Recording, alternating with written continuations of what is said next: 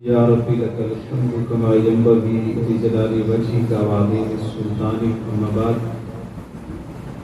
الصلاۃ والسلام علی نبینا محمد صلی اللہ علیہ وآلہ وسلم،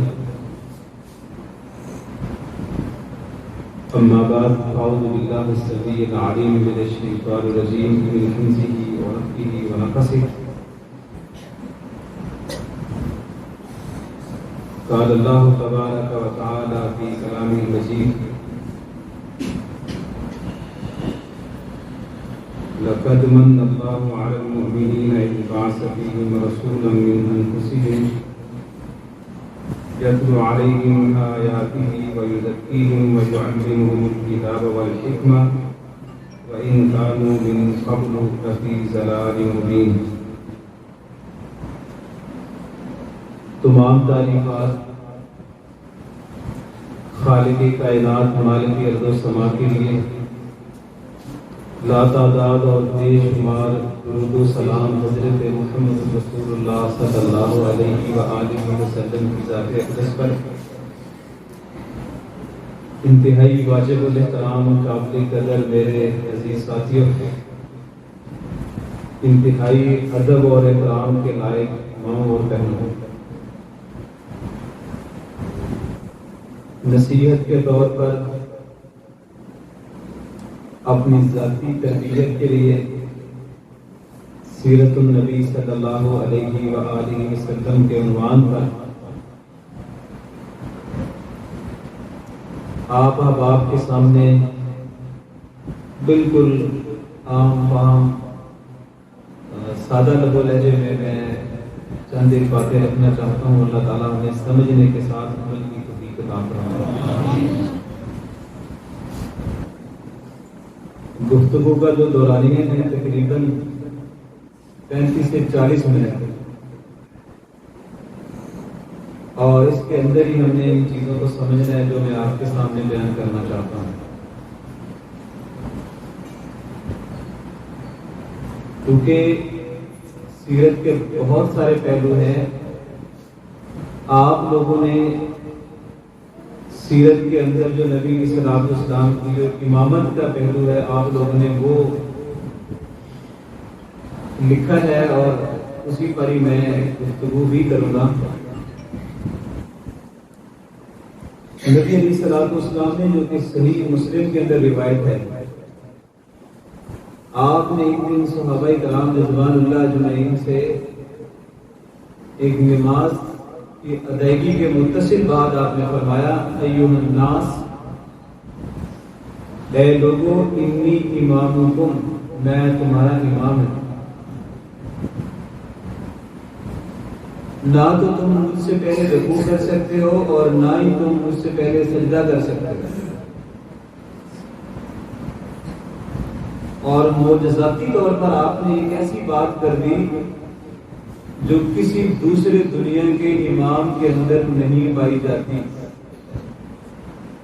اگر کسی میں وہ پائی جاتی ہے تو آپ اس کو امام مانیں۔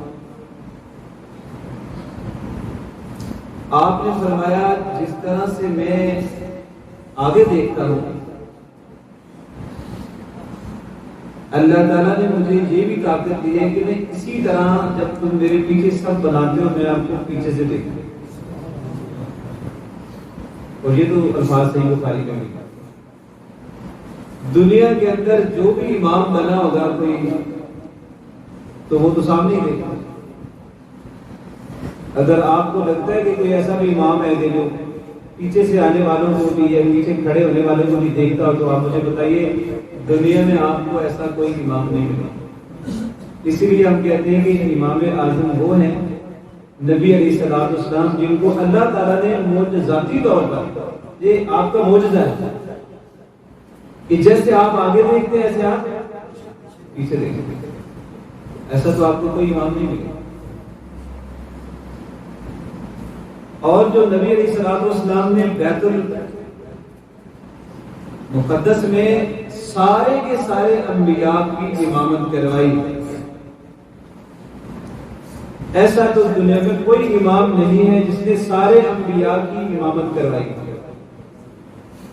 اس اعتبار سے بھی آپ امام اعظم پھر دنیا کے بڑے امام ہوتے ہیں جن کی زبان پھسل جاتی ہے، بعد میں وہ رجوع کر لیتے ہیں، کہتے ہیں خطا ہو گئی، غلطی ہو گئی اور ہماری زبان سے یہ الفاظ نکل گئے، یا جب نکل گئے تو شاگردوں نے کہا استاد جی آپ نے ٹھیک نہیں کہا، امام صاحب ہم آپ سے اختلاف رکھتے ہیں، ایسی بہت ساری چیزیں آپ کو ملیں گی۔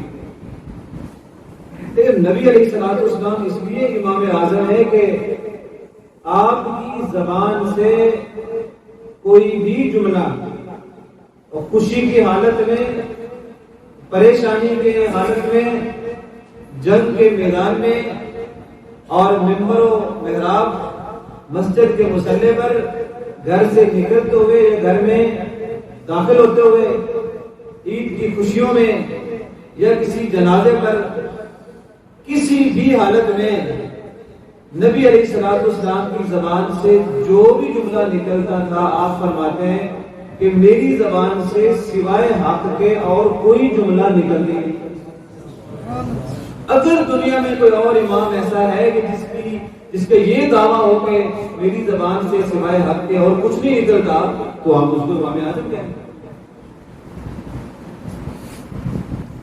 تو امام اعظم کا جو اصل درجہ، مقام اور مرتبہ، شان اور فضیلت اور جو اللہ نے رکھا ہے، وہ تو صرف محمد رسول اللہ صلی اللہ علیہ وسلم کی ذات کے اندر۔ مجھے اچھی طرح یاد ہے، میں کیونکہ آپ لوگوں کے بہت قریب ہوں اور قریب سے مراد ہے کبھی ادھر کا قریب، کبھی قریب کرنا، تو میں ایک بات اکثر جگہوں پر دہراتا ہوں، بعض لوگوں کو شاید وہ بات اچھی لگتی ہو، بعض کی جگہ تھوڑی سی تکلیف دے بھی ہو، لیکن وہ صحیح بخاری میں ہے جو میں اپنی بات کو کر نہیں، اور یہ بطور دلیل آج میں آپ سے کر اپنے عنوان سے جو ملتی ہے اس لیے کر کہ مجھے وہ یاد آتا ہے جب وہ چرواہا اپنی بکریاں لے کے اور یسرب کی وادیوں میں، جھاڑیوں میں کہیں لے کے چلا گیا، تو بھیڑیا آیا اور اس نے اس کی ایک بکری پکڑی اور وہ بھاگ گیا اس کی بکری لے کے، تو اس نے باقی ریوڑ چھوڑا، اس کے پیچھے دوڑ لگائی، جا لیا بھیڑیے کو، اپنی بکری چھین۔ بکری چھیننے کے بعد وہ بھیڑیے کے بارے میں آتا ہے کہ اس نے اپنی دم کا ایسے سرکل بنایا اور وہ اس کے اوپر بیٹھ گیا اور وہ اپنے چرواہے سے گفتگو کرنے لگا اور کہا کہ الا تتق اللہ اتنزل رزقا مما ساقہ اللہ علیہ، تجھے ڈر نہیں لگتا اللہ تعالیٰ سے کہ تو نے مجھ سے وہ رزق چھین لیا ہے جو اللہ نے میری طرف دھکیل دیا ہے؟ وہ جیسے حیرت ہوتی بندے کو، یار میڈیا مجھ سے کیسے ہم کلام ہو گئے، ویسے یکلم کلام الانسی، یہ ایسے کلام کر رہا ہے جیسے کوئی انسان کسی انسان سے ہم کلام ہوتا ہے۔ دونوں پریشان ہو گئے کہ بھیڑیا کلام بھی کرتا ہے۔ ابھی وہ اس حیرت کی کیفیت اور حالت میں ہی تھا تو بھیڑیا نے پھر سے اس سے کلام کیا کہ اللہ تعجبی، کیا تجھے تعجب ہو رہا ہے کہ میں تجھ سے کلام کر رہا ہوں جیسے کلام الانسی، جیسے انسان ہم کلام ہوتے ہیں؟ الا اخبرک باعجب من ذلک، یہ کوئی تعجب کی بات نہیں کہ آج بھیڑیا تجھ سے ہم کلام ہے، میں تجھے اس سے بھی تعجب کی بات بتاتا ہوں۔ اب جو بندہ پہلے ہی حیرت کی کیفیت میں، اس نے کہا اس سے بڑی اور تعجب کی بات کیا ہوگی تو یہ مجھے بتائے گا۔ تو اس نے کہا محمد صلی اللہ علیہ وآلہ وسلم، محمد فی یثرب یخبر الناس بما قد سبق، سارا دن بکریاں لے کے گھومتے رہتے ہو، تجھے پتہ ہی نہیں یثرب میں محمد آئے۔ اور ان کی خاص بات یہ ہے، ان کی خاص وصف یہ ہے کہ سابقہ اگر وہ روایت سند درست نہ ہے، اگر لاکھوں انبیاء بھی گزرے ہیں آدم علیہ السلام سے لے کے اور اس سے پہلے جو بھی تھا،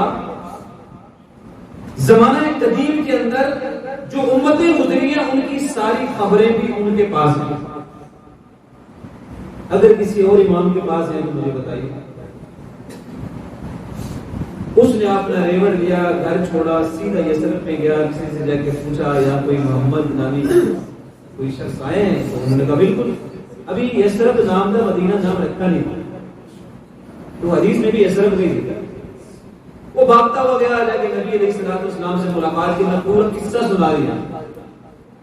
آپ نے کہا یہی قصہ میرے ان صحابہ کرام رضوان اللہ اجمعین کو سناؤ جو یہاں پہ موجود ہیں. تو اس نے وہ سب صحابہ کرام کو بھی سنایا. میں یہ قصہ اس لیے سنا رہا ہوں کہ اس کی تصدیق حضور نے کر دی، میں نے آپ کو سنایا.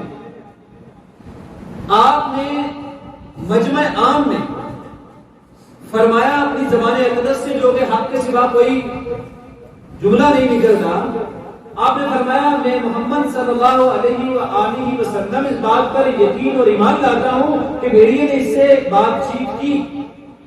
نہ صرف میں ایمان لاتا ہوں بلکہ ابو بکر و عمر رضی اللہ عنہما دونوں میرے ساتھی بھی اس بات پر یقین اور ایمان لاتے ہیں کہ بھیڑیے نے اس سے بات چیت کی جیسے کہ انسان ہم کلام ہوتا ہے. راوی لکھتے ہیں کہ ابو بکر و عمر رضی اللہ عنہما دونوں وہاں پر موجود نہ تھے،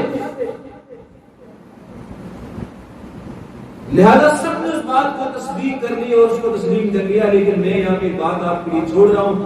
آپ کو اپنے امام بہت عزیز ہے، سب کو بہت عزیز ہوتے ہیں. میں کسی کی کوئی تنقید کر ہی نہیں رہا، میرا زاویہ نظر اس طرح کا ہے. میں کہتا ہوں آپ یہ نسبت میری طرف کر رہے ہیں تاکہ آپ کو برا نہ لگے. میں کہتا ہوں دنیا میں آپ جس کی طرف بھی دعوت دیں گے نا کہ ہمارے بڑے کی طرف آ جاؤ، ہمارے کسی بڑے کی طرف آ جاؤ، ہماری بستی کی طرف آ جاؤ، ہمارے کسی بزرگ کسی بڑے کی طرف آ جاؤ، میں بھی اگر یہ بات کروں تو میرے خیال سے وہ بھیڑیا ہم سے زیادہ بہتر تھا جس کو یہ کم از کم پتا تھا کہ جب دعوت دینی ہو نا تو حضور کی طرف دینا.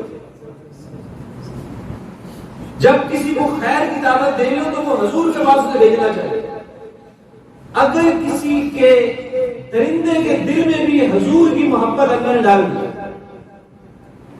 ایک درندہ بھی اس چیز سے واقف ہے کہ اس دنیا میں حضور آئے ہیں اور اس درندے کو یہاں تک معلوم ہے کہ وہ یثرب میں آئے ہیں. میں یہ بات میں مضبوط لہجے میں اس لیے کہہ رہا ہوں کہ یہ بات دلیل سے، حدیث سے، روایت سے، صحیح بخاری میں یہ ثابت ہے. اس کے باوجود بھی اگر آپ کو لگتا ہے کہ کوئی اور امام ہوگا جو اعظم بھی ہوگا، بڑا بھی ہوگا، تو پھر حیرت کی بات ہے. اس لیے سیرت امام اعظم کا مطلب یہ ہوا کہ نبی علیہ الصلوۃ والسلام کی جو اوصاف ہیں، جو آپ کے فضائل ہیں، جو آپ کی صفات ہیں، ان کا کوئی ثانی آپ کو پوری دنیا کائنات میں نہیں ملے. باتوں کی انتہا اور باتوں کی ابتدا بھی حضور سے. اللہ تعالیٰ نے مور ثبت کر دیا خاتم النبیین کہہ گئے کہ ان کے بعد تو کوئی نبی کوئی خبر لے کے نبی بھی نہیں آ سکتا جن چاہے کہ تم اپنے امام بنا دے. درجہ نبوت تک پہنچنے میں درمیان میں ایک ہوتا ہے صدیق. ہر نبی پہلے درجے میں صدیق ہوتا ہے، یعنی کوئی نبی ایسا نہیں ہوتا جو صدیق نہ ہو. آپ قرآن پڑھیں سارے نبی صدیق سچے ہوتے ہیں. صداقت سے آگے وہ نبوت پاتے ہیں، نبوت سے پھر رسالت پاتے ہیں. یہ درجہ ایسے ہوتا ہے. رسالت کا درجہ سب سے بلند درجہ ہے.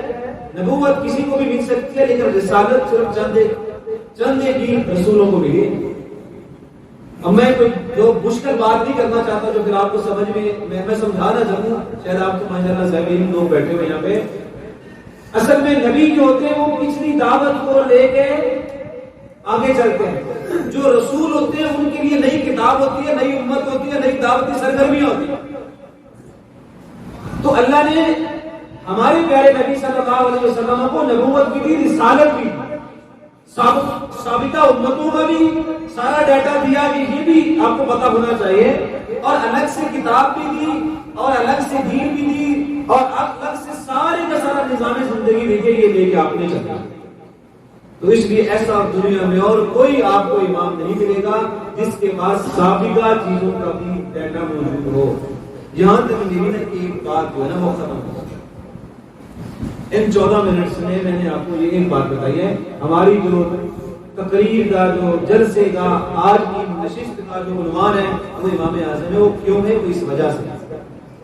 اب میں آخری اور دوسری بات کر کے بات کو سمیٹنے کی کوشش کرتا ہوں، اور وہ بات کچھ اس طرح سے ہے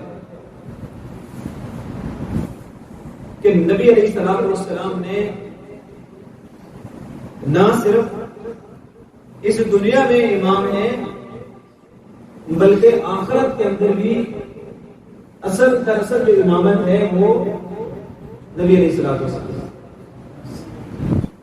یہ بات جو میں ابھی کرنے لگا ہوں نا، یہ بات میری نہیں ہے، یہ سیف اللہ ملتانی صاحب بات کرتے تھے، میں نے ان سے سنی ہے اور آپ نے بھی ان سے سنی ہے کہ تقاریر میں مجھے ان کی بات اچھی لگی، وہ سمجھانے کا انداز ان کا اچھا تھا، تو میں نے کہا چلیں وقت حالات اور عنوان کے مطابق آپ کو وہ بتایا کرتے تھے، اور وہ اکثر تقاریر میں اس بات کا تذکرہ کرتے ہیں کہ آپ لوگ مجھے بتائیں کہ اگر آپ کسی آدمی سے راستہ پوچھیں لاہور کا اور وہ آپ کو راستہ بتائے، لیکن ساتھ آپ کو یہ کہہ دے کہ میں کبھی لاہور گیا نہیں، وہ آپ کو ساتھ یہ بھی کہے کہ میں کبھی لاہور گیا تو نہیں ہوں، آنا جانا میرا کوئی نہیں ہے، لیکن میں راستہ آپ کو بتا دیتا ہوں. اور ایک وہ بندہ جو آپ کو یہ کہتا ہے، جو کہ بظاہر بالکل دنیا دار سا لگتا ہوگا آپ کو، آپ کہتے ہیں تو نماز بھی نہیں پڑھتا، 3 روزے رکھتے ہیں نہیں لے کیا، اور تم تو بظاہر بھی ایسا لگتا ہے وہ بہت اچھا مومن ہے. ایسے بندے سے آپ ملیں. ایک وہ بندہ جو مسجد میں نمازی، پرہیزگار، شرع کا پابند، وہ آپ سے کہہ رہا ہے میں لاہور کا راستہ بتاتا ہوں لیکن میں کبھی لاہور گیا نہیں. اور ایک وہ بندہ جو بہت باشرع تو نہیں تھا لیکن اس نے کہا میں تو ہر ہفتے جاتا ہوں. تو میں آپ کو راستہ بتاتا ہوں، آپ صرف مجھے یہ بتا دیں آپ دونوں میں سے کس کی بات پہ زیادہ یقین کریں. یعنی آپ یہ نہیں کہیں کہ یہ بندہ بہت نیک ہے اور چونکہ باشرع ہے تو وہ خود آپ سے کہہ رہا ہے میں گیا کبھی نہیں، مجھے راستوں کا ٹھیک معلوم نہیں لیکن میں آپ کو بتاتا ہوں. تو آپ کو یقین تو اس پر کریں گے جو یہ کہتا ہے کہ میں جاتا ہوں میں آتا ہوں. ہاں یہ الگ بات ہے، ایک بندہ نیکوکار بھی ہو اور پھر وہ لاہور جاتا بھی اور آتا بھی ہو، پھر آپ کو راستہ بتا دے پھر وہ سونے میں سہاگا ہو کہ چلو وہ اچھا بھی تھا اور راستہ بھی بتا. اسی لیے وہ مولانا صاحب کہا کرتے تھے کہ آپ مجھے بتائیں کہ آپ لوگوں نے جنت میں جانے کا ارادہ کر لیا ہے اور آپ نے اپنے اپنے شہر، امام، بڑے بزرگ سب آپ نے پکڑ لیے ہیں کہ یہ ہمارا ہے، یہ تمہارا نہیں ہو سکتا، اور یہ ہمارا ہے اور یہ اس کا نہیں ہو سکتا، اور جو ان کے وہ ہمارا نہیں ہو سکتا. یہ آپ نے جو ونڈ بہتر کر دی ہے ساری کی ساری اور الگ تھلگ آپ نے فرقے بندیاں بنا لی ہیں. آپ صرف مجھے یہ بتا دیں ان میں سے کوئی ایک بھی ایسا ہے جو جنت میں گیا ہو پھر واپس آیا؟ ان میں سے کوئی ایک بھی ایسا ہے جن کو پیشوا مانتے ہیں، جن کو آپ امام مانتے ہیں، ان میں سے کوئی ایک بھی ایسا ہے جو جنت میں گیا ہو اور پھر جنت کے راستے کو دیکھ کر پھر واپس آیا ہو؟ یہ یہاں پہ بیٹھ کے آپ کو کہہ رہے ہیں ہم آپ کو جنت میں لے جائیں گے، ہم آپ کو جنت کا راستہ بتا دیں گے. ان سے پوچھو تم جنت میں گئے ہو؟ یہاں تو تم لاہور جانا تو جو بندہ کہتا ہے میں لاہور گیا نہیں تو اس کی بات کو تم یقین نہیں کرتے، اور جنت تو ایک بڑی نعمت ہے اللہ تعالیٰ کی، وہاں جانے کے لیے کبھی پوچھے ہی نہیں ہے کہ آپ کسی کے گئے بھی ہو. اچھا وہ تو کبھی گیا نہیں ہے.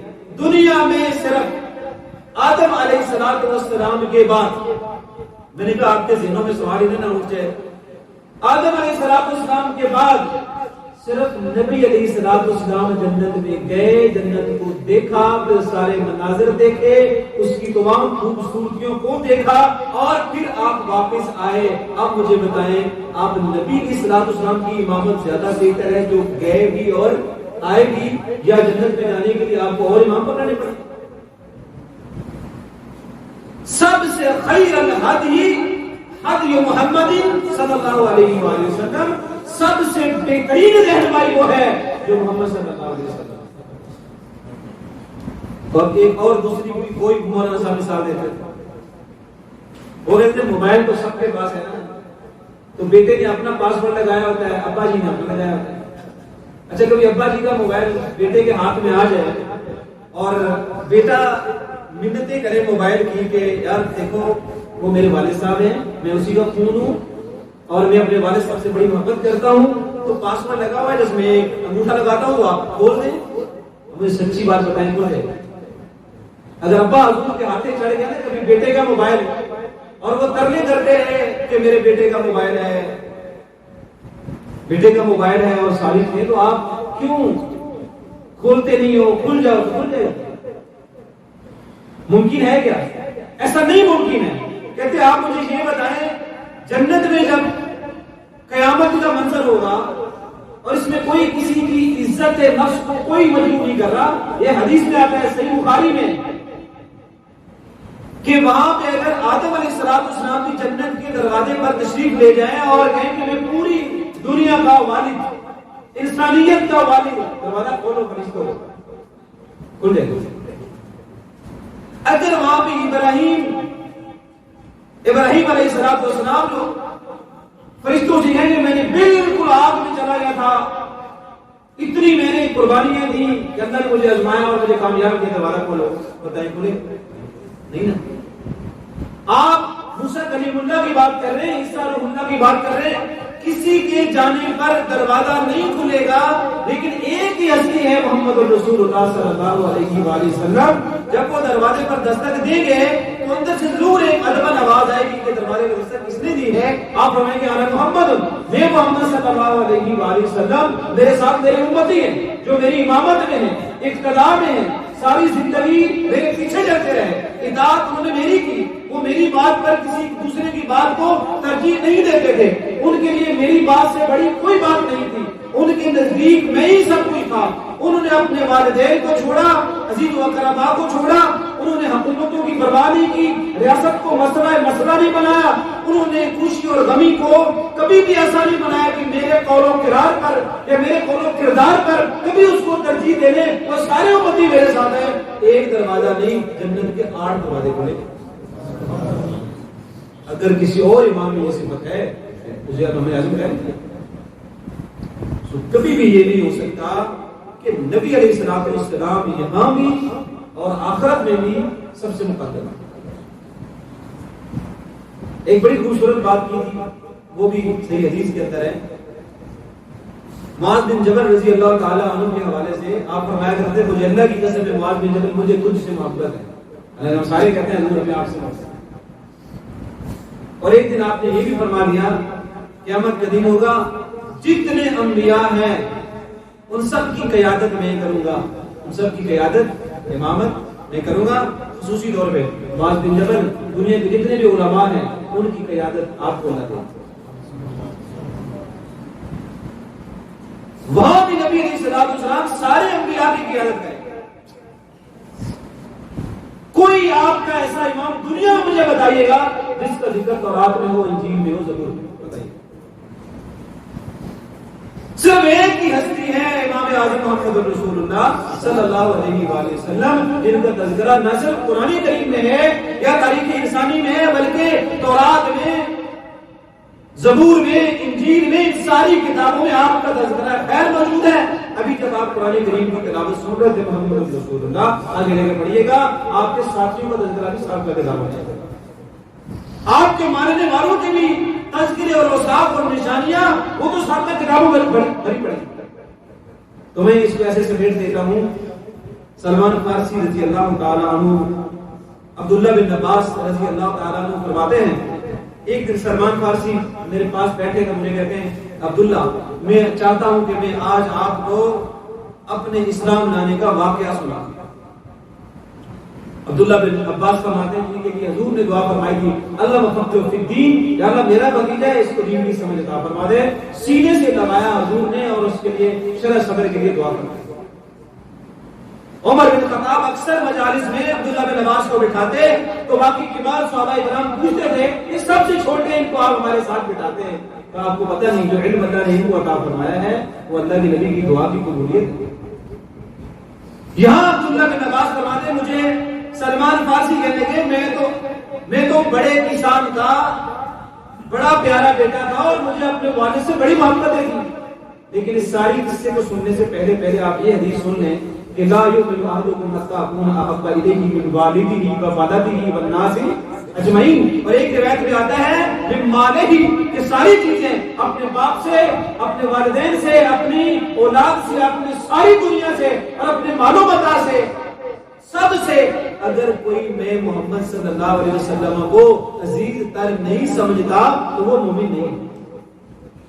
اس کی کوئی امنن مثالیں آپ کو لاکھوں مل جائیں گی دنیا میں. ایک میں آپ کو بتا رہا ہوں, سلمان فارسی کہتے ہیں مجھے اپنے والد سے بڑی محبت اور بڑی ایک تعلق تھا, تو میں پھر پہلے عیسائیوں کے پاس گیا تو مجھے ان کا دین اچھا لگا. میں گھر آیا تو میرے والد کو ڈر تھا کہ کہیں میں ان کا دین قبول نہ کر لوں. تو ہوا کچھ یوں کہ میرے والد نے کہا آگ جلاؤ, تو میں نے کہا آگ کیوں جلاؤں؟ جب بندے کو دین کی سمجھ آئے تو وہ تھوڑا سا ایسا لگتا ہے کہ گھر کے ماحول کو چینج کر رہا ہے. ابے نے کہا یہ آگ خدا ہے. اس نے کہا اچھا خدا, اس میں پانی بھی ڈالیں گے بجھ جاتی. تو باپ کو تو یہ بات سمجھ آئی. اس نے کہا یہ کیا, اس کو سمجھ آ گئی. آج بھی جس کو سمجھ آ جاتی ہے نا تو اس کو گھر والے کہتے ہیں یہ کیا ہمارے پاس.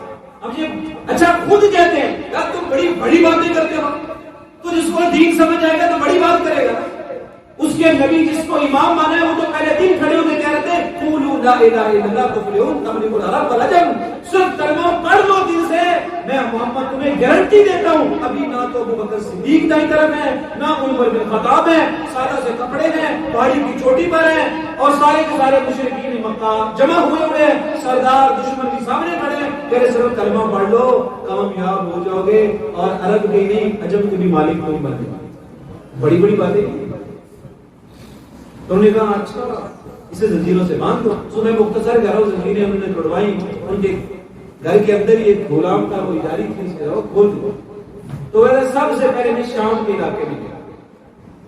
شام میں جا کے میں نے ایک عیسائی مذہب میں جا کے میں نے کہا سب سے زیادہ, یہ جملہ ذہن میں رکھے گا, سب سے زیادہ دین کے بارے میں جاننے والا شام میں کون ہے؟ تو کسی نے کہا وہ فلاں بہت بڑا عالم. تو کہتے میں اس کے پاس چلا گیا. میں نے کہا دین کا بڑا شوق ہے مجھے دین سے. وہ سمجھاتا رہا لیکن وہ بندہ ٹھیک نہیں تھا. وہ بندہ صحیح سارے آدمی نہیں تھا. وہ مر گیا پر میں وہاں سے نکل گیا. تو میں وہاں سے نکل کے میں موصل چلا گیا, یہ دوسرا علاقہ ہے. اس میں جا کے میں نے پوچھا سب سے زیادہ دین کو جاننے والا کون ہے؟ انہوں نے کہا فلاں بن فلاں. میں اس کے پاس چلا گیا. اس کو میں نے سارا اپنا قصہ پچھلا سابقہ سنایا. اس نے کہا بڑی اچھی جگہ پر آئے ہو, میں اس کی تعلیم تربیت دوں گا. کہتے وہ فوت ہو گئے. تو میں نے کہا حضرت فوت ہونے سے پہلے میں نے اس سے پوچھا حضرت آپ بیمار ہیں, مریض ہیں, اگر آپ کو کوئی موت واقع ہو جائے تو میں کدھر جاؤں؟ تو انہوں نے کہا بیٹا اچھا بات ہے کہ وہ میں آپ کو بتاتا ہوں, آپ ایسے کیجئے گا کہ کوئی نہیں آپ نصیبین میں ایک بندہ ہے بڑا نیک ہے, اس کے پاس چلے جائیں. تو کہتے میں شام موصل سے میں نصیبین میں چلا گیا. وہ بندہ چند دن میں اس کے ساتھ رہا, نیک آدمی تھا, اچھا بندہ تھا. اس نے بھی مجھے اپنی زندگی میں جانے سے پہلے اس نے مجھے کہا بیٹا پتہ بات کیا, اب مجھے نہیں پتا میں کتنی دیر ہوئی. تو اموریا میں چلے گئے. تو میں وہاں سے سفر مانا میں اموریا, کہتا وہاں کا بندہ بہت اچھا عالم دین, اس نے مجھے سمجھانا سکھانا شروع کر دیا. لیکن موت پر آ کے وہ بھی جب بڑھاپے کی عمر میں تھا تو میں نے کہا استاد محترم مجھے ایک ایسی بات بتا دیجیے گا کہ میں یہ اتنا سفر اتنا پینڈا کر کے جو آیا ہوں یہی کہیں اموریا تک ادھر رہ جائے. میں مقصد حیات پانا چاہتا ہوں, اپنے سفر کی انتہا دیکھنا چاہتا ہوں. میں جس سفر کے دینی سفر کے اوپر چلا ہوں ابھی تک اس کا کوئی مجھے پوری طرح ادراک نہیں ہو. اس نے کہا بیٹھو یہی بات میں نے آپ کو بتائی, اس سے بات ختم ہو جائے وقت بھی ختم ہو جائے. وہ کہتے میں بیٹھا. اس نے کہا کہ اب دنیا میں, یہ جملہ سے میں رکھیں یہ روایت کے اندر سے لے کے میں آیا, کہتے اب دنیا میں کوئی ایسا فرد نہیں رہا جس کے پاس میں تجھے بھیج سکوں. جہالت کے اندھیرے مشرق کا مغرب شمال کا جنوب چھا دیں, بیٹا ایک بھی کرن روشنی کی اب مجھے نظر نہیں آتی. کہتے ایک بار تو ہم تھوڑا سا پریشان ہوئے کہ بھائی یہ کیا بنے گا اگر ایسے ہی معاملہ ہے. تو کہتا ہوا کچھ اس طرح کہ انہوں نے کہا ایک کرن باقی ہے, ایک روشنی کی کرن باقی ہے.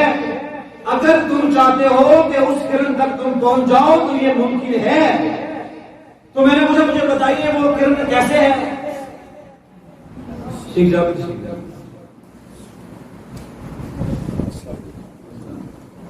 میں بس کلوز کر کے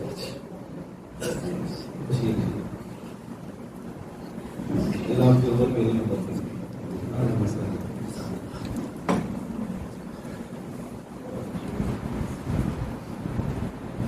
چلیے بس. دوسری بات ایک کرن باقی ہے. اگر آپ چاہتے ہیں کہ آپ وہاں تک جائیں تو ایک آدمی ہے, ہماری کتابوں میں اس کا تذکرہ ہے, اور اس آدمی کی نشانی سب سے بڑی ہے کہ وہ ہجرت کرے گا ایک شہر سے ایک دوسرے شہر،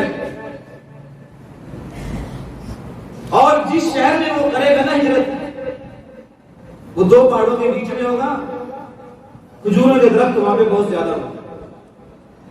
تو کہتے میں نے کہا چلے اب یہ تو ایک مبہم سا مجھے راستہ بتا دیا انہوں نے، اب پتہ نہیں نصیب میں ہوگا نصیب میں نہیں ہوگا۔ تو کہتے ہیں وہ جب ان کو وفات ہوئی، دفن سارا کیا، میں وہاں نکلا، میرے پاس بکریوں کا اور گایوں کا 2 ریوڑ تھے، بکریوں کا ریٹ آئے۔ تو کہتا بنو کلب کا کوئی قبیلہ وہاں پہ آیا اموریہ میں، میں نے ان سے پوچھا یار عرب کے علاقوں کی طرف میں نے جانا ہے تو مجھے لے جائیں۔ انہوں نے کہا کہ ٹھیک ہے، جیسے یہاں لوگ ایجنٹی کرتے ہیں، لوگ پرانے ٹریول ایجنٹ کوئی آج کے تھوڑی، تو انہوں نے کہا کہ ہمیں پیسے دیں۔ اس نے کہا کتنے پیسے؟ اس نے کہا گائے آپ کے پاس ہے، گھر ہے، یہی آپ کی کرنسی ہے، تو ان میں سے جو دے۔ انہوں نے کہا مجھے عرب میں پہنچا دو، یہ ساری تمہیں،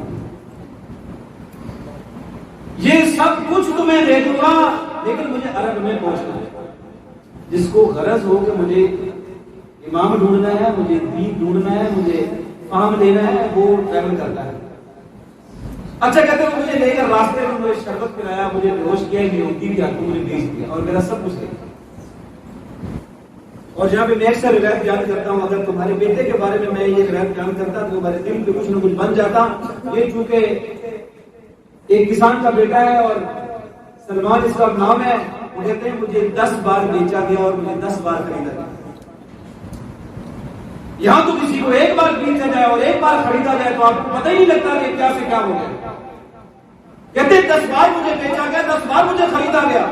مجھے یہودی نے خریدا، وہ لے کے چلا گیا، اس کے چچے کا بیٹا ہے، اس نے مجھے خریدا، وہ لے کے چلا گیا، لیکن میری خوشی کی انتہا نہ رہی جب مجھے گھر لے گیا، اس کے گھر میں ہوتا ہے، میں دیکھا کھجوریں بہت، میں نے کہا امید کی کرن ہے تو پھر یہی ہے۔ کہتے پھر میں بکتا رہا نبی علیہ السلام مکے میں جب تک اللہ نے چاہ رہے۔ پھر ایک دن کیا ہوا، میں کام کر رہا تھا کھجور کے اوپر اور کھجوریں اتار رہا تھا میں، تو یہودی جو بڑا تھا مالک وہ نیچے بیٹھا ہوا تھا، اس کے پاس بھاگتا بھاگتا اس کا کوئی رشتہ دار آیا، اس نے کہا کہ یار فلاں فلاں قبیلے کا بیڑا گرک ہو جائے، برباد ہو جائے، جیسے یہاں لوگ بھابھیوں کو دعائیں دیتے ہیں، کہتا برباد ہو جائے۔ اس نے کہا ہوا کیا ہے؟ کہتا ہے وہ انہوں نے ایک ایسے آدمی کی اتباع کر لی جو کہتا ہے میں نبی ہوں۔ آپ گواہی دیں گے، روایت کے الفاظ ہیں، سلمان فارسی کہتے ہیں میرے اوپر کبھی تاری، میں کانپنے لگا، میرے احساسات جو تھے، میں نے زندگی میں جو اپنے ماں باپ کو چھوڑا تھا، میں زمین و زر چھوڑا تھا، 10 بار بیچا گیا، 10 بار مجھے خریدا گیا، راستے میں مجھے زہر دیا گیا، پتہ نہیں کہاں ٹھوکریں کھا کے میں مدینہ یثرب میں پہنچا، میری تو حالت ایسی تھی، میں فٹافٹ نیچے اترا، نیچے جا کے مالک سے پوچھا تیرا رشتہ دار کیا کہہ رہا تھا؟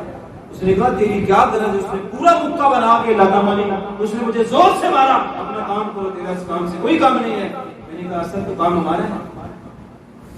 کہتا تھوڑی دیر میں نے کام کیا، میں نیچے اترا، جب وہ چلے گئے میں نے کھجوریں پکڑی، میرے استاد نے کہا تھا اس کو پہچاننے کی صرف 3 علامتیں ہیں۔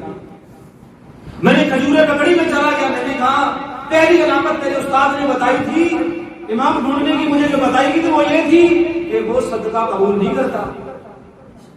میں گیا، میں نے کہا پوچھ کے میں ذرا مختصر کر رہا ہوں، مجلس میں گئے، کہتے یہ آپ مسافر لوگ ہیں، تھکے ہوئے ہیں، یہ کچھ صدقے کا سامان ہے میرے پاس، قبول فرمائیے۔ حضور نے نہیں ساری تقسیم کر دی، خود نہیں کھائی۔ کہتے میرے دل کے اندر وہ روشنی آئی، میں نے کہا ایک تو نشانی کوئی ہوگی نا۔ کہا دوسرے دن میں لے گیا، میں نے کہا ہدیہ ہے، قبول فرمائے۔ آپ نے خود بھی تناول فرمائی اور تقسیم بھی کر دی، اور میں قربان جو ہوں، میرا ماں باپ قربان ہے حضور کی ذات پر، کہ جب اگلا دن آیا، کہتے ہیں وہ مشکل منگا تھا، میرے استاد نے کہا تھا ان کی کمر پر مور نبوت ہے،